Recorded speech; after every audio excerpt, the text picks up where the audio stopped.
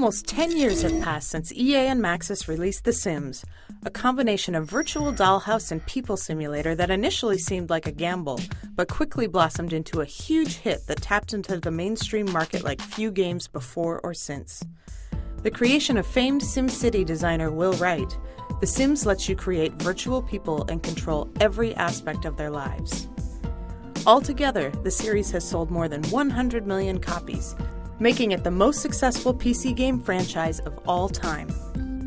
Now it's time for The Sims 3, the first major update in almost 5 years.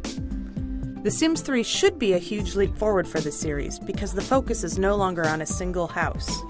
Instead, The Sims 3 will introduce a virtual town populated by dozens of other characters going about their own lives, and they'll find love, get married, and have kids on their own, making it feel like a real live place.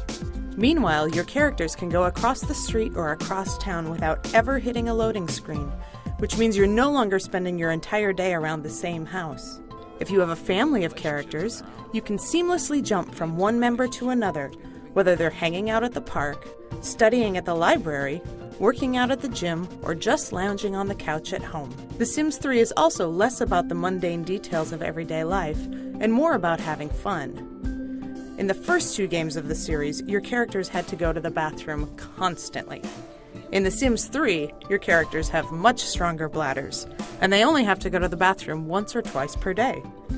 That means that you can focus more on telling stories or trying to accomplish your characters' wishes and dreams, whether that be falling in love or stealing candy from a baby. You'll also create much more realistic people. The series of personality sliders from the first 2 games, which let you alternate between extremes such as lazy or active, are gone.